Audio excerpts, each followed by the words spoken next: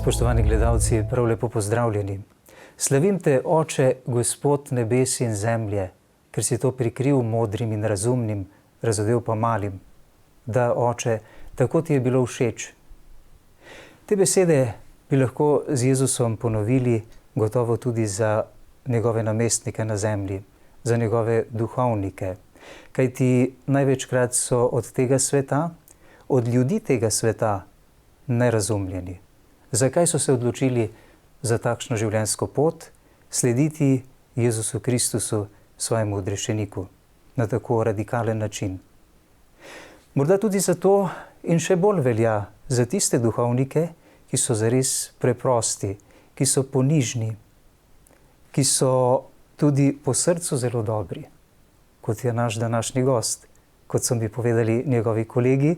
To je gospod Anton Ličan iz župnije Prem pri Ilirski Bistrici. Prav lepo pozdravljeni, gospod Ličan, in dobrodošli na našem programu. Hvala. To so same lepe lastnosti, o katerih so mi povedali vaši kolegi. Je to zrastlo v vaši izvirni družini ali kako? Ja, jaz izhajam iz verne družine, iz vasi Podgraje, blizu Ilirske Bistrice. To je tudi župnija Podgraje. Oče in mati sta imela 5 otrok, jaz sem 4. Ta starejša je bila sestra in ostali 4 pa smo sinovi. Sestra je že pokojna in ta starejši brat. Sedaj smo ostali živi še 3. Kako je živela vaša družina? Torej, naša družina je kmečko-delavska družina. Imamo majhno kmetijo, ki ne bi zadostovala za preživetje, zato se je oče zaposlil. In potem smo vsi skupaj se tudi trudili in delali na tej kmetiji, da smo tako lahko preživeli. Družina, starši so bili verni. Sam sem kot otrok imel eno lepo otroštvo, lahko rečem. Bil sem tudi ministrant, strežnik, že od malega. Enako so bili strežniki tudi vsi moji bratje. No in mogoče je tudi to malo pripomoglo k duhovniškemu poklicu. Vaš kraj, vaš domači kraj Podgraj, ste rekli Podgraje? Podgraje. Podgraje, v rodilniku je pa Podgraj, verjetno, ne? Iz Podgraje, ja. Iz Podgraje, ne? Tako. Koliko je to oddaljeno od Ilirske Bistrice? Točno 10 kilometrov. 10 kilometrov. To je, ta naša pokrajina je zares lepa dolina. Dolina reke Reke. Reka izvira prav tam blizu naše vasi, sicer izvira 2 kilometra na Hrvaškem. Potem se izliva, kako verjetno veste, v Škocjanske jame in je tudi naredila te Škocjanske jame. No in ob tej reki je zares lepa dolina, zadaj so pa hribi. Tako da naša vas in te sosednje vasi, podružnice so vse lepo na ravnem, samo cerkev je visoko na enem majhnem hribčku. Tako da od enkrat so stari ljudje nekako tožili, da težko hodijo k maši. Sedaj je pa cesta asfaltirana, tako da se da priti z avtom. Ja, vidi se, da vi zelo ljubite naravo tudi, ne? Še danes radi kolesarite. Pravzaprav do vaše zlate maše ste kolesarili tako mehanično, sedaj pa boste imeli električni bicikel, ne? Ki so vam ga poklonili za vašo zlato mašo, vaši župljani na Premu. Ja, torej moram malo vas popraviti. Namreč župnija Prem je bila župnija do 3 leta nazaj, sedaj je pa pridružena Ilirski Bistrici. Tako da jaz sem duhovni pomočnik za Ilirsko Bistrico in stanujem pa na Premu še vedno. Duhovni pomočnik, to je nekako nedefiniran pojem, ne? Kaj to pomeni? Kakšne so vaše pristojnosti? Vemo iz zakonika cerkvenega prava, da pristojnosti župnika so povsem določene. Kaj pa duhovnega pomočnika? Ja, duhovni pomočnik pomaga župniku vse, kar treba. Čisto vse, kar ga on pooblasti. tako da ni ene velike. Kakor kje, no, ko je duhovni pomočnik že star, ne more ravno veliko pomagati, če je pa zdrav, pa lahko še veliko. Vam se verjetno ni bilo težko odločiti za duhovniški poklic v tistih časih, glede na to, da pravite, da je vaša izvirna družina bila zelo verna, da ste skupaj molili vsak dan, verjetno, ne? Ja. In ministrirali ste v cerkvi, ste imeli verjetno tudi vzglednega župnika, ne? Velikokrat je duhovnik tisti, ki je prvi vzgled in nekak magnet, bi rekli, za te mlade fante, da se potem odločijo za duhovniški poklic. Ja, naš župnik je bil zelo, kako bi rekel, tak vesele narave, zelo družaben, zelo dober po srcu, zelo izreden pridigar, vse okoli znan. No, in mene je navdušilo v prvi vrsti bogoslužje, sveta maša, daritev svete maše, te slovesnosti, petje.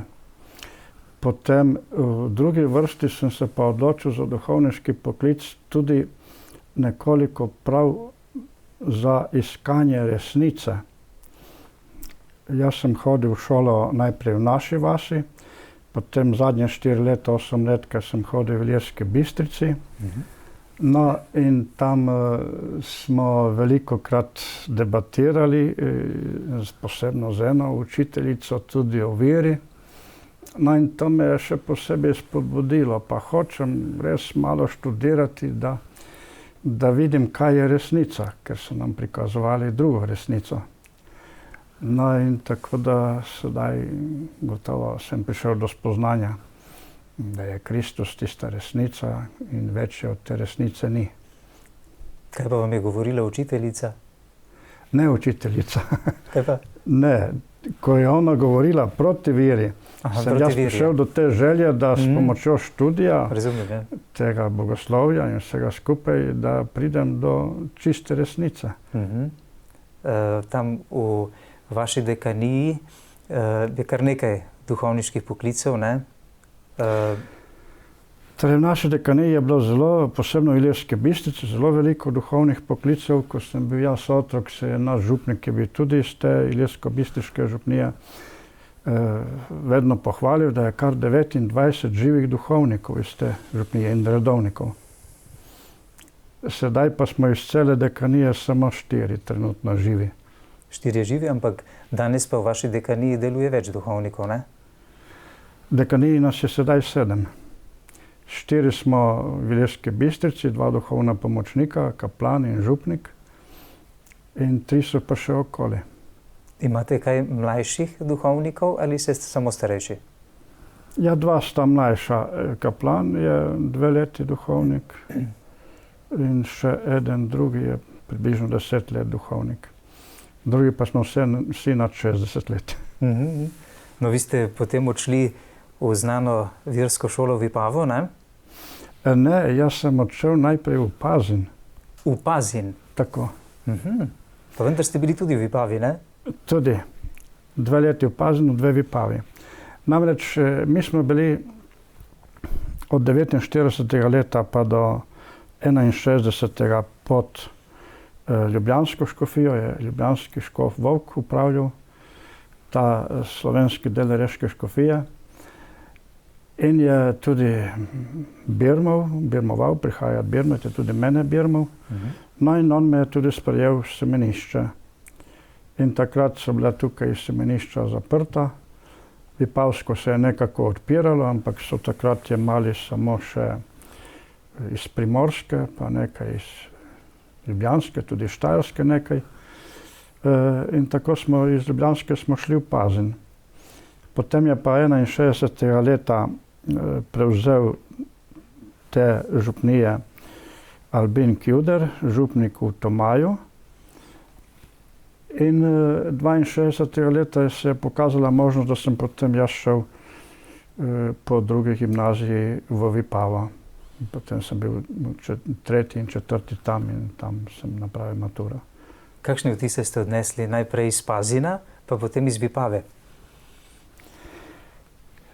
Torej, iz Pazina sem odnesel zares čudovite vtise. Bilo mi je lepo, prijetno, tako tudi šola mi ni delala težav, recimo bistriška šola je bila zelo dobra, tako da sem videl potem, kako je drugim šlo v prvi gimnaziji.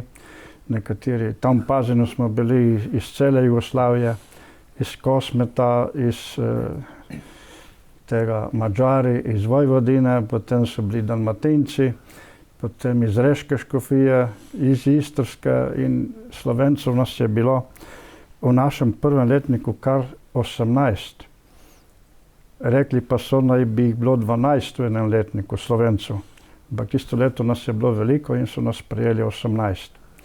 V prvi tej gimnaziji nas je bilo kar 47 vseh skupaj.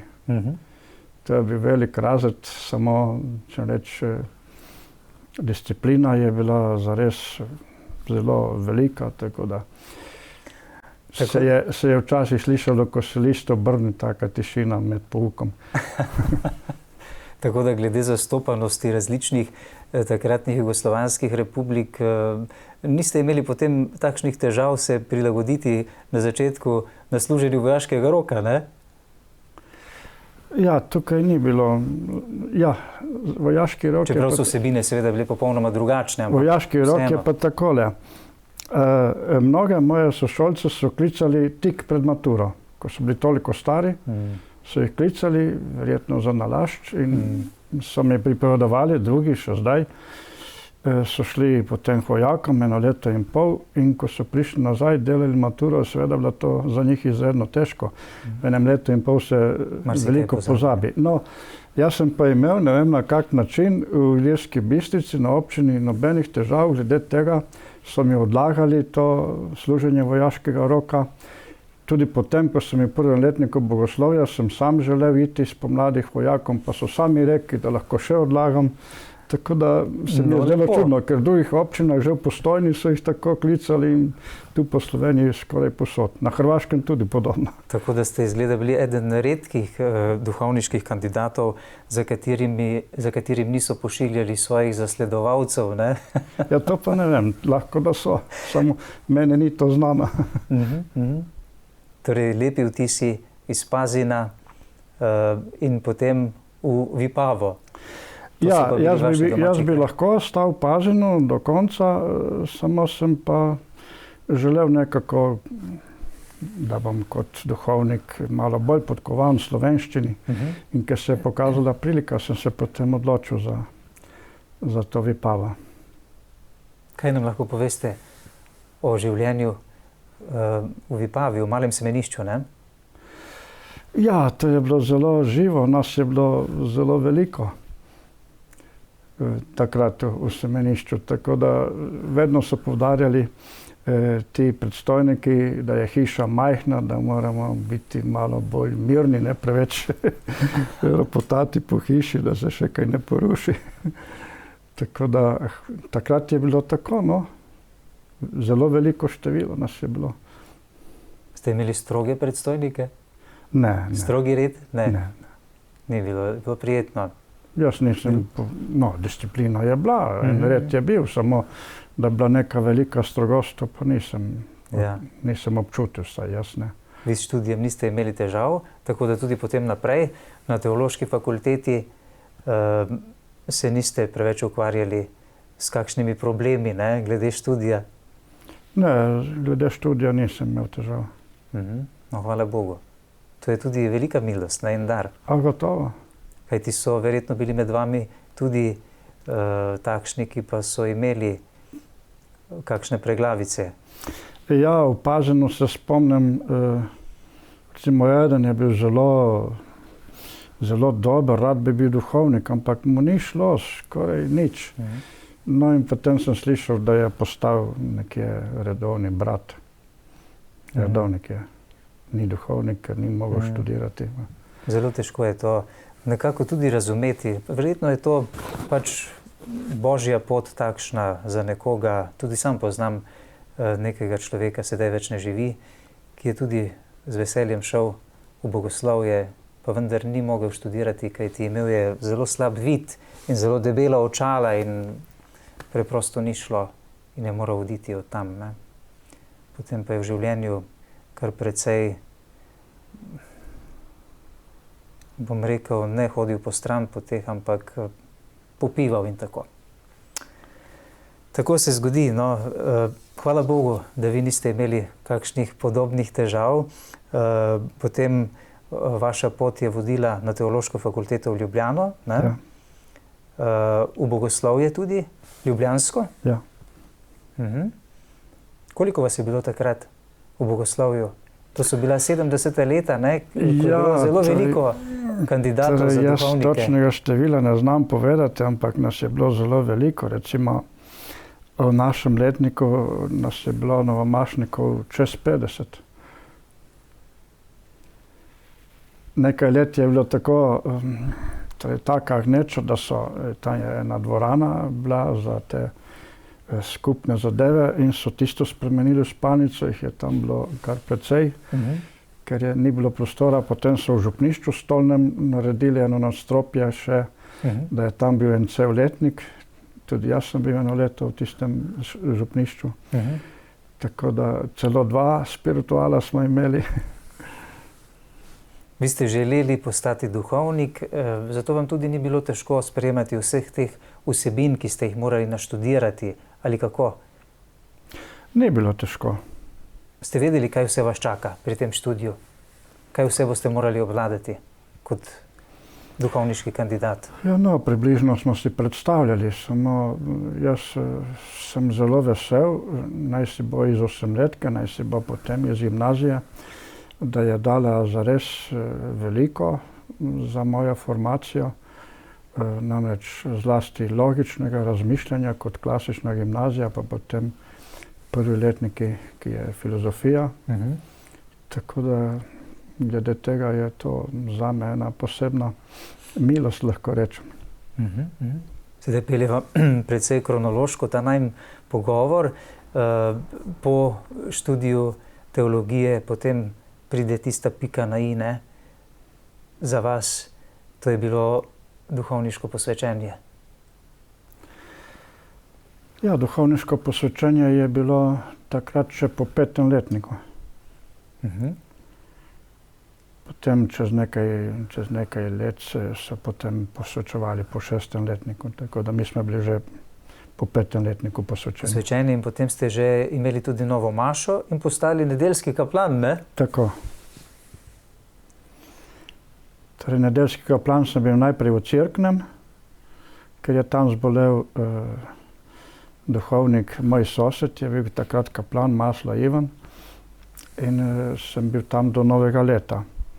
Potem po novem letu sem bil nekaj mesecev v Knežaku, potem so me hmalo dali v eno župnijo blizu Pivke, Trnje.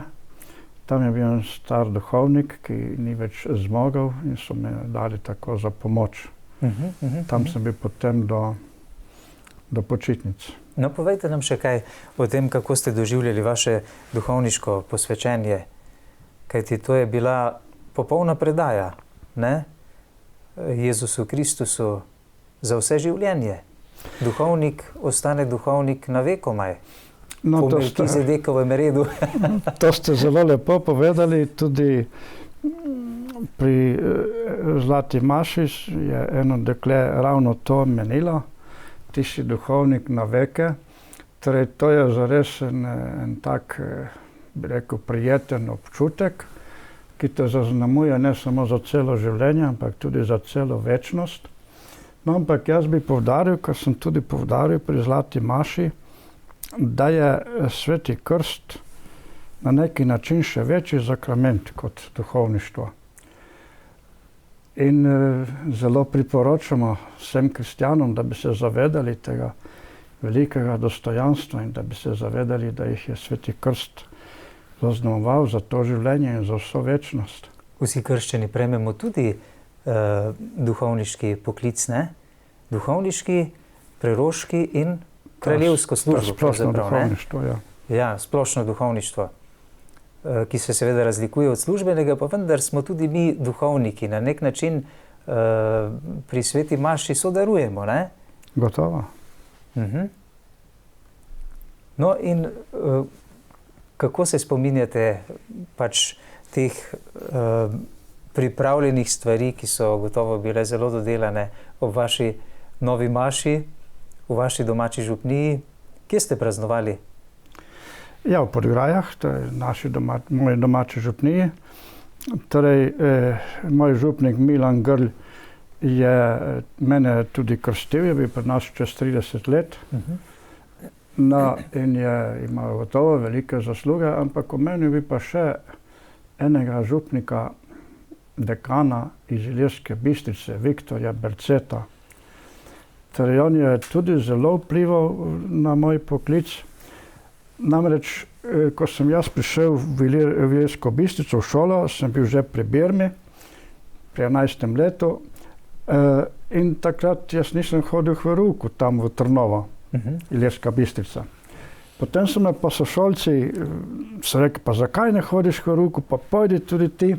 No in sem jih ubogal, in če jih ne bi ubogal, ne vem, če bi postal duhovnik. Potem se je pa zgodilo, jaz sem potem redno hodil v verouku do konca 8. razreda. Oni, ki so pa mene povabili, so pa nekateri prenehali, ampak gotovo so naredili eno dobro delo, da so me povabili v verouku. Zanimivo. Verjamete v naključja ali pri Bogu ni naključij? Ne, jaz mislim, da je vse milost. V Božji roki, ne? Ja, omenil bi pa še enega duhovnika, ki je pa moj sorodnik, Sorina Anton, iz sosednje župnije je bil, Novokračina vas, župnija Jevšane. Torej, on je bil zelo agilen duhovnik in jaz sem si ga tudi izbral za botra, za Birma, ampak potem ni prišel, ker ni mogel. No, in on je tudi zelo vplival na ti trije duhovniki so vplivali na moj poklic. No in vsi trije so bili tudi potem na novi maši. Lepo. Pred praznovanjem svete nove maše je običajno slovo od doma, blagoslov staršev. Kaj je vam pomenil ta blagoslov in kaj pravzaprav sploh pomeni ta blagoslov staršev za bodočega novomašnika? Ja, blagoslov staršev je gotovo velika stvar. No, mi smo imeli to procesijo iz župnišča do cerkve, tako da nismo šli od domače hiše. Drugače pa, kako bi rekel, bilo je zelo slovesno, zelo veliko ljudi. No in novomašni pridigar je pa bil moj spiritual iz Vipave, Joško Benedetič. Njega sem izbral za novomašnega pridigarja. Lepo. Ampak ta je pridigal, potem imeli ste pa nekoga drugega v mislih, ne? Ki bi vam naj pridigal na novi maši. Menda vaš kolega. Je tako? Tudi to. Vidite, kaj vse sem izvedel. On je rekel, da bi mi pridigal, pa jaz sem malo, kako bi rekel, nisem bil čisto gotov, ali bo župnik dopustili. Ali se je pošalil v začetku, pa je mislil resno. To je Albrecht Ivan, se je dobro poznan. Je že bil naš gost tukaj, gospod Ivan. Tako da je bilo o tem mišljeno, a potem jaz sem si mislil, dobro, mogoče boljše, če enega starejšega vzamem za novomašnega pridigarja. Tudi on je takrat bil novomašnik, ne? Tudi, ja. Vaš kolega. Ni običajno to, da bi novomašnik pridigal novomašniku, verjetno ne? Še danes ne, ali se danes že to pojavlja? Ja, so tudi primeri. So že primeri? So tudi primeri, ja. On je bil na moji nove maši, potem sem bil jaz na njegovi v Zavratcu naslednjo nedeljo. No, ta blagoslov je zanimiv. Razmišljam o tem, da pri nas je še zmeraj običaj, ko se poslavlja od doma otrok ob poroki, naj bo fant ali dekle, ženin ali nevesta, dobi doma na pragu blagoslov očeta in mame. Ja, jaz priporočam staršem že pri krstu, naj otroka pokrižajo pogosto. Zdaj, koliko to zdaj poštevajo, ne vem, zdaj je malo to mogoče izginilo nekoliko, žal. Če to naredimo z vero, gotovo ima moč, ne? Za to osebo, ki je blagoslovljena, ne? Sigurno. In če to naredi oče, če to naredi mati, svojemu otroku, je to nekaj izjemnega, ne? Gotovo. Po čem ste si najbolj zapomnili praznovanje vaše svete nove maše v vaši domači župniji, pa potem tisto zunanje praznovanje? Ja, jaz ne vem, kaj bi rekel. Torej, sam sem bil malo vznemirjen, tako da nisem dosti spal tisto noč prej. To je običajno, ne? Drugače sem se poskušal tako malo pripraviti, kaj vse bom imel v mislih, koga bom imel v mislih pri novi maši. In da ne boste koga ob koncu pozabili, da se mu zahvalite, ne?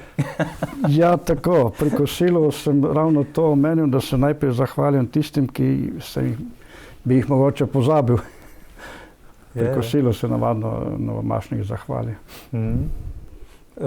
Kot nedeljski kaplan ste potem bili poslani v Cerkno, ne? Župnija Cerkno. Ja. Ja, kaj ste doživljali tam na začetku te vaše duhovniške poti? Je bilo težko začeti nastopati pred ljudmi, denimo tudi pridigati? Torej, mislim, meni ni bilo težko nastopati, ne vem, mogoče malo v naravi to. Mogoče to izvira iz otroštva še, ko sem pasel krave, je tam pasel tudi en moj sorodnik, stari oče, ki bi bil zelo rad dočakal mojo novo mašo, pa je prej umrl. In on je tam pripovedoval pravljice. Potem sem jaz to pripovedoval naprej in sem znal ogromno teh pravljic. In ste že takrat nastopali, ne? Ja, na neki način ja, pa že 8 let, ki smo imeli te govorne vaje. Zdaj tiste pravljice mi je pa prav žal, potem ko jih nisem več pripovedoval, sem vse pozabil. Ne vem, niti ene več tiste od takrat. No, to je bil kratek čas, ko ste bili v Cerknem, kakšno leto menda, ne? Ne. Še več? Ne, samo do novega leta. Se pravi, oktober, november, december. In potem že... Potem je ta kaplan Maslo Ivan je ozdravil in jaz sem bil določen, da bi šel v Knežak na začetku, ampak ker je bila tu večja potreba. Potem sem prišel v Knežak, pa sem bil zelo malo, mislim, da komaj 2 meseca. In potem je bila pa spet potreba Trnje pri Pivki in sem bil potem tam do konca tistega prvega leta. Kaj pa Tolmin? Ja, Tolmin. Tam ste bili tudi 2 leti menda, ne? Torej, če mene kdo vpraša, kje je bilo najboljše, najlepše, takoj odgovorim brez pomisleka v Tolminu. Zakaj? Zakaj? Zato, ker je zelo verna fara, upam, da je še sedaj. Torej, imel sem zelo izredno dobrega župnika, da je lepo uvajal duhovnika mladega, duhovniško življenje. In tam recimo sem imel 2 velike skupine mladincev, potem verouka 4 prve letnike sem jaz imel. V vsakem letniku je bilo čez 20 otrok, se pravi 4 krat približno 60, blizu 200 otrok. Višje razrede je imel župnik. Vsak teden, blizu 200 otrok vsak teden? Ja. In potem veliko spovedovanja. In meni so se ljudje smilili, da ne čakajo. Prva maša bila ob 6:15 zjutraj, ob nedeljah. In jaz nisem šel iz spovednice, nisem šel niti na zajtrk. Vmes sem imel mašo, ali sem jaz imel 2 maše, ali župnik. Potem po maši je bil verouk za mladino. In potem spet še zadnja maša ob 10. Tako da opoldne sem jaz prišel v župnišče na kosilo. No in recimo 2-krat v življenju, to je bilo zame res odličen občutek, so me poklicali po noči k umirajočemu. Enkrat v Tolminu, enkrat pa tukaj v Hrušici. No in to zdaj navadno se ne zgodi, da vas kličejo po noči k umirajočemu. No, zdaj pa tudi imamo prve petke za ostarele ljudi, tako da so že malo prej pripravljeni. No. tudi na odhod iz tega sveta. Kaj pa narava okoli Tolmina? Narava je čudovita. Vsak, ki je prišel k meni na obisk, sem ga peljal v Tolminska korita. Tisto je zelo, zelo vredno pogledati. No in potem zadaj hribi. Čudoviti hribi. Tako. Prečudovito. Ja, ni zaston Simon Gregorčič na Vrstnem pri Kobaridu, ki je tudi tam blizu, ne? Pisal, zakaj nazaj? Nazaj v planinski raj. Nazaj v planinski raj, ne? Zares je lepo tam. No, ste kdaj obiskali tudi ta muzej Prve svetovne vojne v Kobaridu? Ja, žal pa ga nisem obiskal. Torej, cerkev velikokrat Svetega Antona, kjer je pokopališče. Sam muzej pa ni bilo prave prilike, mogoče še bo, no. Vam zelo priporočam. Izjemno pretresljivo. Kaj vse hranijo v tem muzeju, še iz fronte, iz Prve svetovne vojne. Zelo ti ostane vse to, nekako te slike in vse, kar vidiš tam, kar si prebereš tudi. Iz teh tankovskih jarkov in... Ja, no, vi ste potem iz Tolmina za 13 let odšli v Pregarje, ne? Pregara. Pregara, to je na vas v Istri, blizu hrvaške meje, blizu tega prehoda Sočerga. No in tam, recimo, ko sem prihajal, me je brat peljal, nisem imel še avta, me je brat peljal pogledat in pridemo v Gračišče, takrat so rekli še slovensko Gračišče, in je bila pot nekako deloma zaprta, ker so ravno asfaltirali tisti zadnji del. In tam pogledam, en mož je bil tam in vprašam, kako bi prišli v Pregaro. Pravi, pa kaj ste vi, novi župnik v Pregari? Sem rekel, ja. Je rekel, pokazal pot, kje se gre, in je rekel, ne bojte se iti tja, jaz sem šel malo s strahom, ne bojte se, tam so zelo dobri ljudje. No, čudovito. Jih je čudovito pohvalil in se ni zmotil. No, torej, poleg Pregare je bila tam še Graden in Topolovec, to so bile 3 majhne župnije po številu prebivalcev. No in tam sem bil 13 let, sedaj tam je bilo tudi izredno lepo, res dobri ljudje. Jaz sem se celo hitro naučil tistega njihovega dialekta. No in recimo, če povem samo 1-2 primera, no, ali 3. Torej, župnik, ki je bil prej po vojni v župniji, Albin Kosmač, je bil potem v Ricmanju župnik nad Trstom, je povedal, ko je bil on župnik, da so ljudje prišli k spovedi pred prvim petkom, za prvi petek, preden so šli na delo, zjutraj, zgodaj. In da jih je prišlo čez 100, vsak prvi petek. No in potem tista fara je imela, mislim, da enih 6 sester, so bile vse pri Notrdamkah, razen ena je bila pri Benediktinkah, ena pa pri enih sestrah v Franciji, ki se posebej posvečajo dušom vicah, ta je bila iz Gradina. Nekaj je še živih teh sester, v Ilirski Bistrici je še ena živa, druga, ena je lani umrla. No, potem, ko sem bil tam, je bil tudi novomašnik Marjan Markežič, ki ga je potem škof dal v Goriško škofijo za pomoč in je zelo, zelo delaven, so ga zelo veseli. Pravijo, da prav Božja previdnost ga tja poslala. No, in recimo ena ženica, zelo stara, je rekla, če bi mi vsaj 10% si zapomnili od te maše, od pridige, bi bilo že zelo dobro.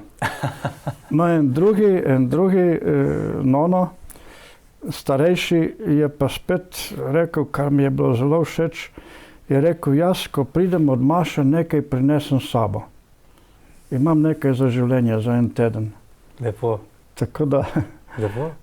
čudovito. Ja, čeprav ta istrska mentaliteta se menda precej razlikuje od mentalitete ljudi drugih slovenskih pokrajin, ne?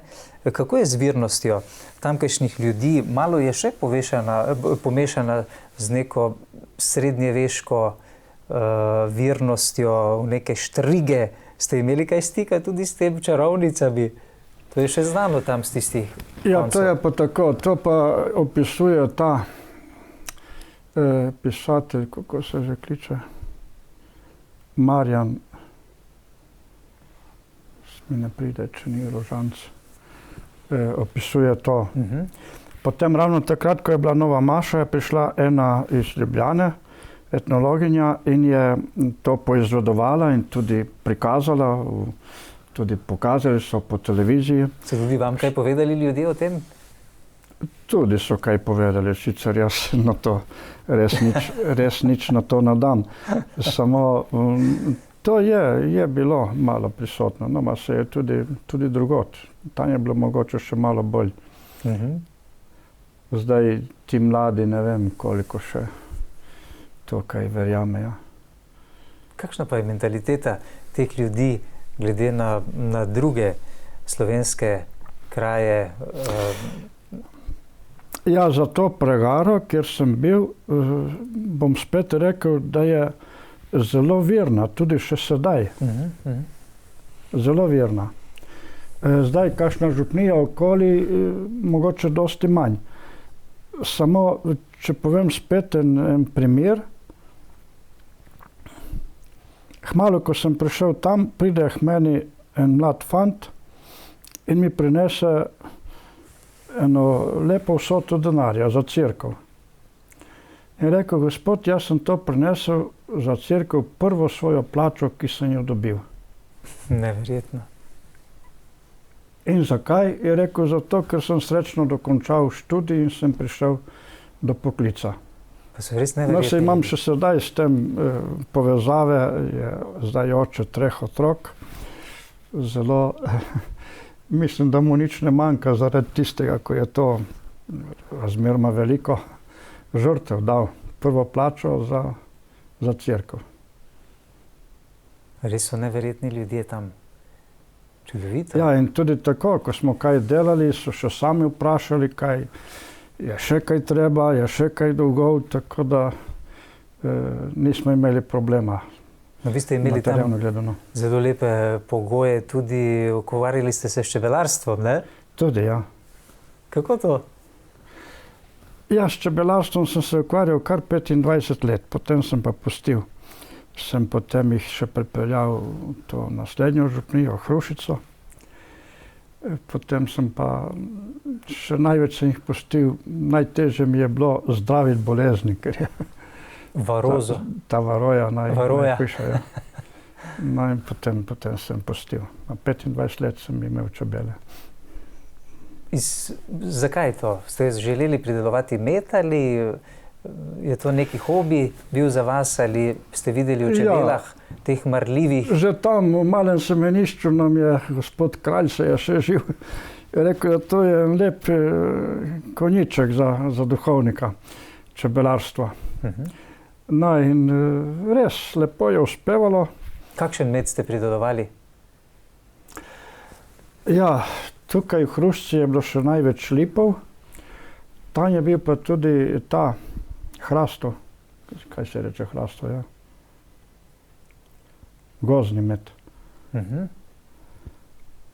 Drugače pa, no, zelo dober med, se jaz še vedno imam rad med, si ga nabavim, takrat tisti med je bil res, ne vem, no, lahko zaradi samega terena, ker so bile čebele, ker v nekih krajih je malo več teh pogojev kot drugih. No, potem tudi na Hrušici ste, ker ste bili 20 let župnik. Ja, tam sem imel še čebele. Še čebele. Zanimivo.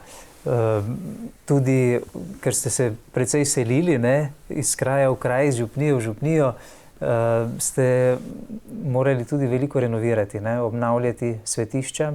Kako pa je bilo s tem? Ja, to tudi. Torej, tam smo prenavljali predvsem strehe v Istri. Tukaj tudi v Hrušici strehe, potem, ko sem prišel v Hrušico. Ampak strehe, kakšne so tam strehe? Niso tako kot v Vipavski dolini, ne? Iz kamenja? Ne. Približno takšne so. Ja, v Istri sem imel eno cerkev, ki je s krilami pokrita. Je še zdaj ena pokopališka cerkev. Drugače pa so to kot pri nas. Ni kakšne. Normalna kritina? Normalna, ja. Smo jo vajeni tudi tukaj. Ja, zdaj smo stavili ta bramak, prej so bile pa one kritine.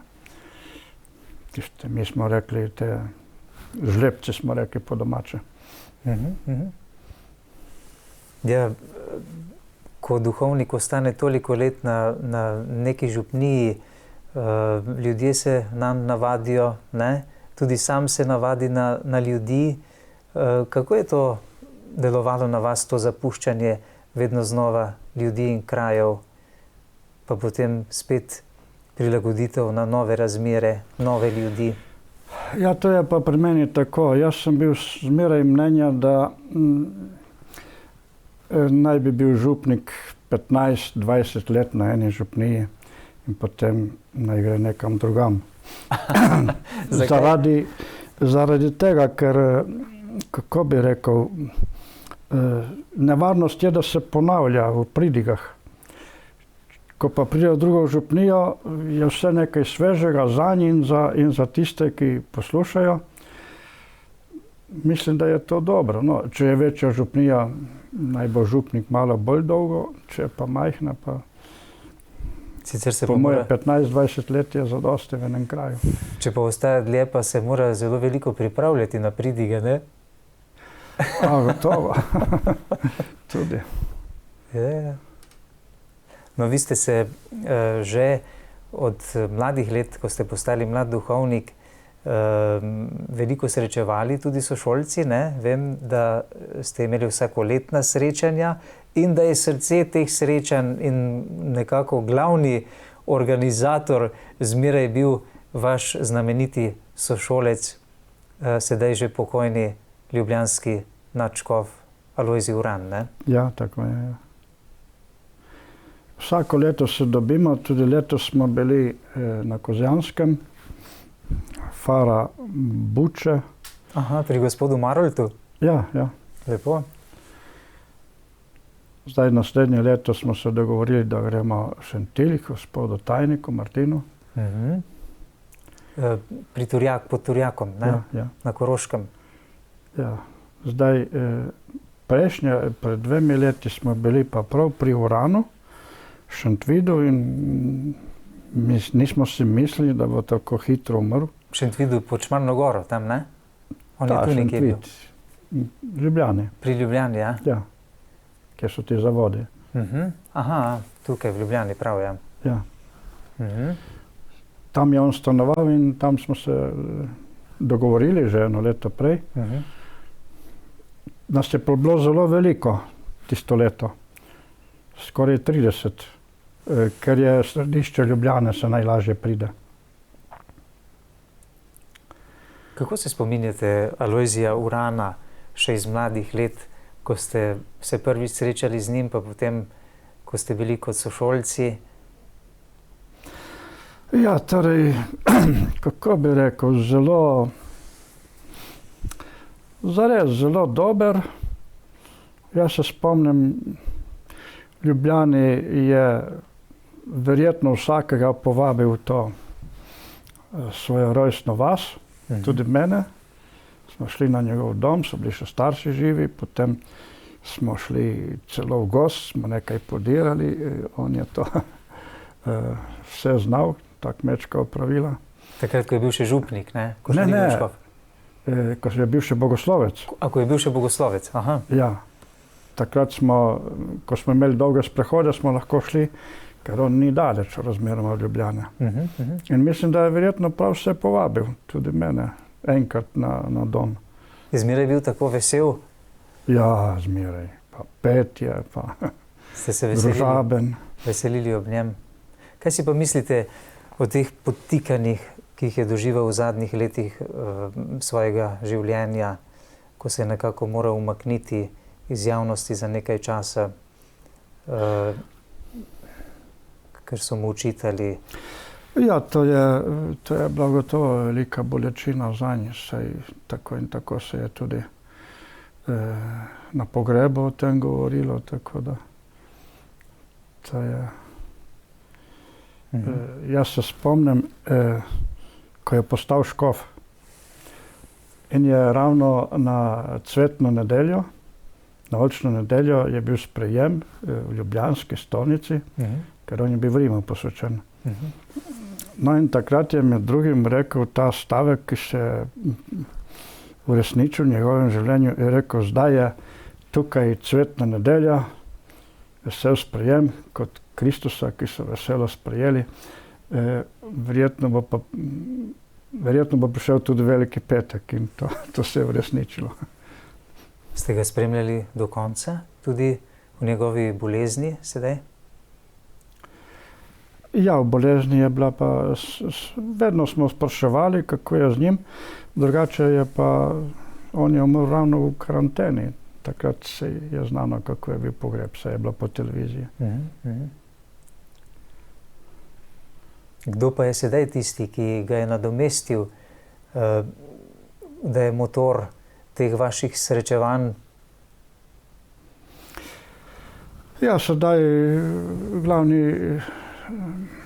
glavni pri sveti maši je bil sedaj ta prejšnji stiški opat, Janez Novak. Aha. Kako izgleda tako srečanje? Kako to organizirate, ta program, oziroma kjer se dobite, imate skupno kosilo ali... Ja, mi se dobimo ob 11. uri, pridemo že prej, se pogovorimo kaj, potem ob 11. je navadno maša, vedno je vodil škof Uran, ko je postal škof, no zdaj je vodil ta Janez Novak. Enkrat smo bili celo, oziroma kar dvakrat v Bosni, ker je tam tudi naš sošolec Batarilo, Frančiškan, pa nas je on tja povabil. No, potem po maši imamo kosilo skupno, se tam še kaj pogovorimo, potem tisti, ki imajo čas, še malo stavijo. Zdaj letos je pa ta Marut Niko nas je presenetil. Torej vsakemu je daroval en kozarec, lep, ki je te rogaški slatini izdelan, piše gori za Tomašniki 2020. Lepo. In potem še vsakemu steklenico vina, mašnega. Tudi nam ga je prinesel. No, evo. Čudovito vino, ja. Mašno vino, ja, no, vam pritiče takšno vino, ne, duhovnikom, ki ga lahko uporabite za darovanje svete maše, ne? Ja, gotovo, saj tukaj pri nas ni, dobro, v Bistrici ni vinogradov, ampak ta naš župnik Stanko Fajdiga je doma iz Goč pri Vipavi, njegov brat vinogradnik, tako da mene on preskrbi z vinom. Sicer pa pri vas je že kar običajno to, tudi ob vaši zlati maši so vaši tamkajšnji župljani, da tako rečem, Prema, ne, kjer ste praznovali zlato mašo, vam pripravili tudi eno posebno košarico. Zelo zanimivo, z raznovrstnimi dobrotami, namreč iz tistih krajev, kjer ste vi delovali. Tako je. Ne kot duhovnik. To pomeni tolminski sir. Olje, oljčno iz Istre. Ja, iz Vipavske doline. Češnje. Ne? Je bilo tako? Ja, in potem pa še razne dobrote iz same Preme, tam iz okolice. Kako so vas pa kaj te razmere sedaj zaradi koronavirusa prizadele kot duhovnika, kot tistega, ki je dušni pastir in imeli smo celo prekinitev, da ni bilo javno obhajanih svetih maš, ne, in kaj še bo v prihodnje, ne vemo, ne, glede na to, da se sedaj stvari spet zaostrujejo in okužbe po številu vsak dan višje, ne? Ja, torej, to je zelo prizadelo. Opažamo vsi, da je manj vernikov pri maši, dosti manj. Potem verouk je zelo trpel. Zdaj nekateri so to imeli verouk nadaljavo. Jaz se v to preveč ne razumem, ampak je bilo kar... Se bojim, da ne bo še kaj takega za naprej. Prav zaradi verouka se še posebej bojim. Drugače pa kar huda stvar, tudi za vero. Kako globlje v resnici vidite ta koronavirus kot duhovni izziv za ta čas naš? Prizadel je pravzaprav, da lahko rečemo, domala celi svet, ne? Ja, jaz nekako vidim, da se zgodovina ponavlja teh kužnih bolezni. Sam sem tudi gledal knjige, recimo po prvi svetovni vojni, od španske gripe, tam vzrok smrti, gripa španjola, še in še. Potem kuge so bile tudi, recimo, mislim, da 855. je bila huda. Sem v knjigah tudi opazil, da je bilo veliko mrtvih. Recimo en primer tam v Hrušici sta umrla oče in mati od te kuge, kolere. Otrok je pa ostal živ. Otrok je bil star par mesecev, ostal živ in potem je živel v reki in je prišel iskat dokumente od svojih prednikov in sem to ugotovil, da je bil otrok star mogoče, mislim, da je bil rojen v začetku leta septembra, sta umrla starša oba, ko je bil star tiste pol leta. Vaša družina se je tudi precej razkropila in vaše sorodstvo po svetu, ne? Imate kar nekaj ljudi daleč naokoli, ne? Nekje v Avstraliji celo. Tudi v Avstraliji so bolj daljni sorodniki, drugače pa v Italiji je ena sestrična, rečemo mi. Torej, sestra moje mame je bila učiteljica in so jo, ker je učila slovensko, tukaj v vseh Mune pa Koritnice, pri Knežaku so jo potem premestili v Italijo in se je tam poročila. No in njena hči je tudi prišla na Zlato mašo, je pa rojena isto leto, kakor jaz. Drugače pa v materini družini je bilo veliko otrok, tako da imamo zares veliko sorodstvo po njeni strani. V očetovi družini pa je bilo 6 otrok, so pa 4 umrli, majhni. Tako da sta samo 2 ostala od tistih 6. Tako da danes koga še imate na domačiji? 2 brata. Starejši brat je umrl, sestra je umrla. Tako da nečake, pranečake in tako. Se vas veselijo verjetno, ne? Tako kot vaši župljani, vidim, da so vam zelo naklonjeni, da so se zelo potrudili tudi ob vaših praznovanjih, jubilejih, ne? Sedaj, ko ste imeli Zlato mašo, so vam koliko sedaj imenitno pripravili vse to, ne? Ja, glejte, jaz sem mislil narediti to Zlato mašo res tako, bi rekel, skoraj potiho. Ampak 14 dni prej sem povedal v glavni pevki, sem rekel, ker nimamo organista, daj preskrbi enega organista čez 14 dni. Ja, kaj bo takrat? In sem moral povedati. In potem so v tistih 14 dnevih oni vse to pripravili na hitro in organizirano. Je zanimivo, da, ker ste veliko kolesarili, ne, po vaši župniji do Ilirske Bistrice celo, ne? Koliko kilometrov je iz Prema do Ilirske Bistrice? 10. 10, tako da ste kar dobro kolesarili, ne? Sedaj boste malo šparali energijo, ne? Ja, jaz ne vem, kako so prišli na to idejo, verjetno zato, ker sam Prem je na hribu, je tam na enem hribu je grad, na drugem, to je blizu, no, na drugem je cerkev. No in zadnji del sem jaz zmeraj kolo pri sebi peljal, pa najbrž so to videli. Ste pešačili? Ja, zadnji kilometer gore. In najbrž je to dalo to idejo, da so kupili to telo. Električno kolo. To kolo.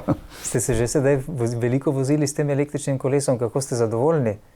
Ja. Jaz še ga nisem nikoli izprobal, da bi videl, kako to gre.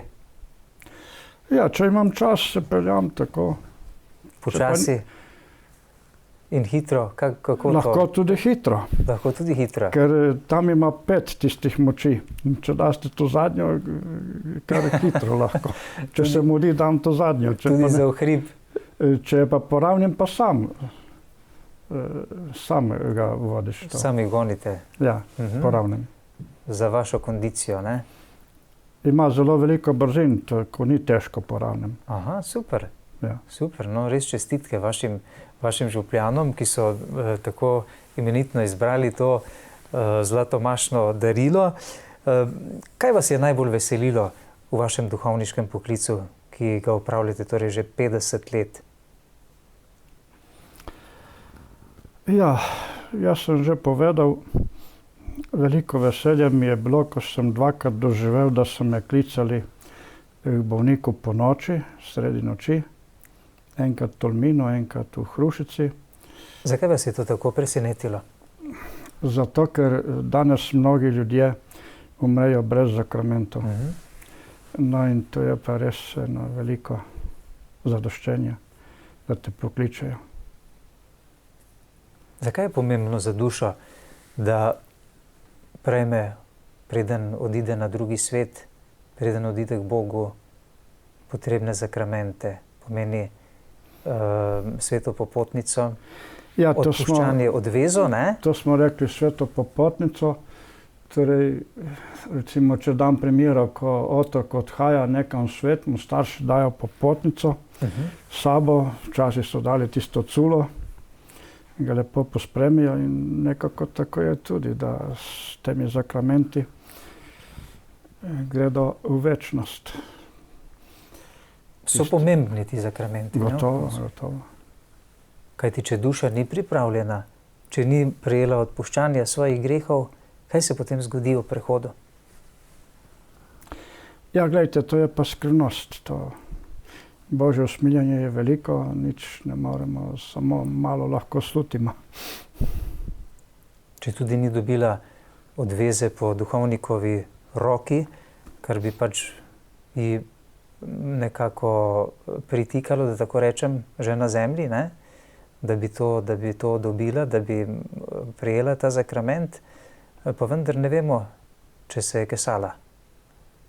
Po prehodu? Ja, gledajte, Sveti Oče je rekel sedaj v tej pandemiji, je prav enkrat priporočil to popolno kesanje, tisti, ki ne morejo spovedi.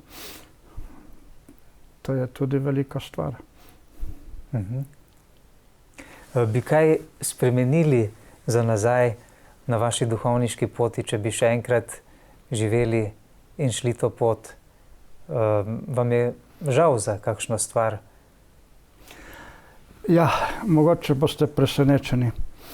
Kar veliko bi spremenil. In sicer, kako bi rekel, vse naše delo je pomanjkljivo. Jaz se spomnim ene gospe, ki je govorila po televiziji, če bi še enkrat živela, vse bi naredila isto, verjetno dosegla lepo kariero. No, kmalu potem je pa so isto vprašali nadškofa Šuštarja in je ponižno odgovoril, marsikaj bi spremenil v svojem življenju. Bi naredil boljše, kot sem. No in tako tudi jaz isto povem, marsikaj bi spremenil. Nam lahko kaj zaupate iz tega, kaj bi spremenili?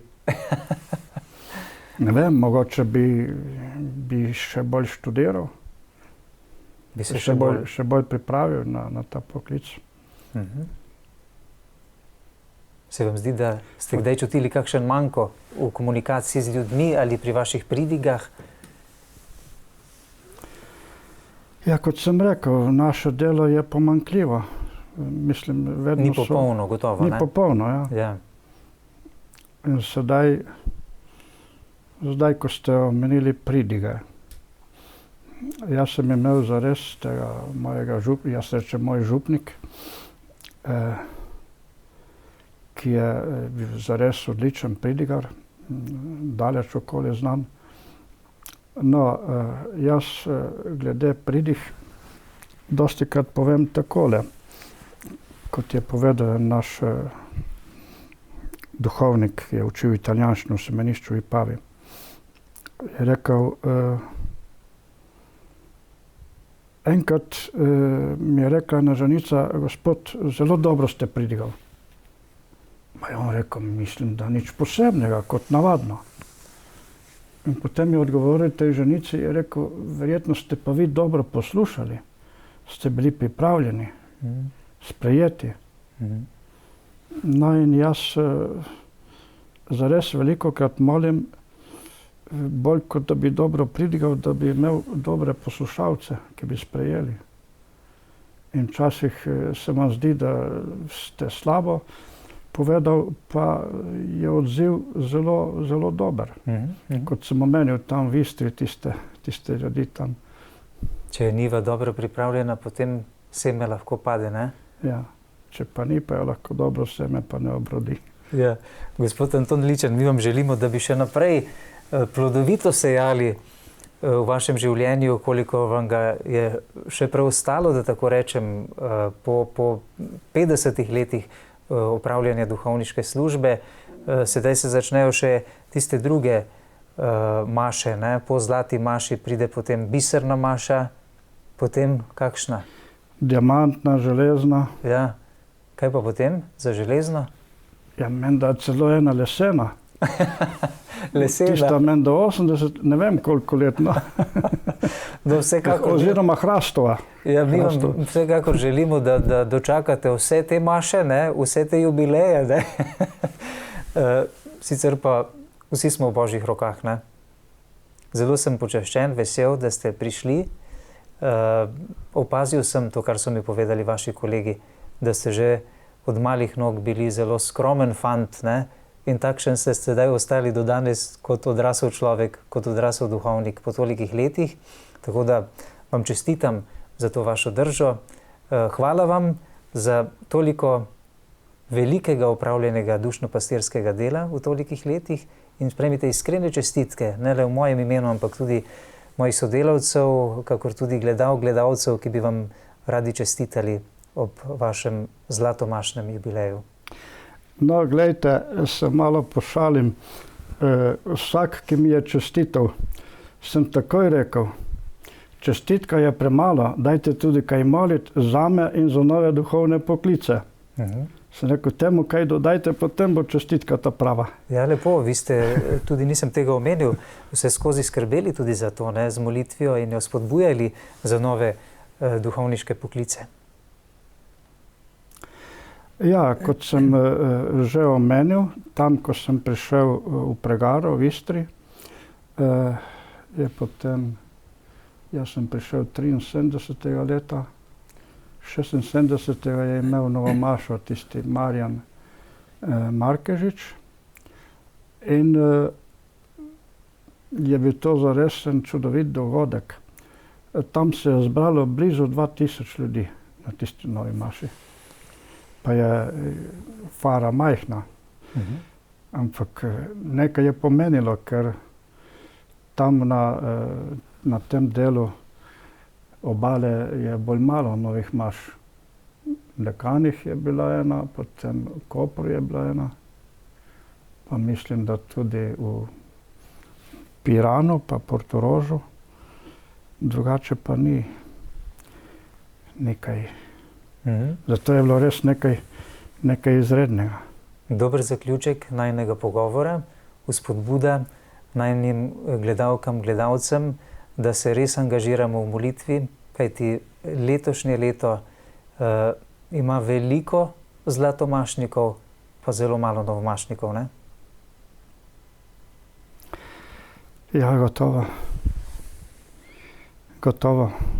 Duhovniških poklicev zares potrebujemo, pa tudi redovniških.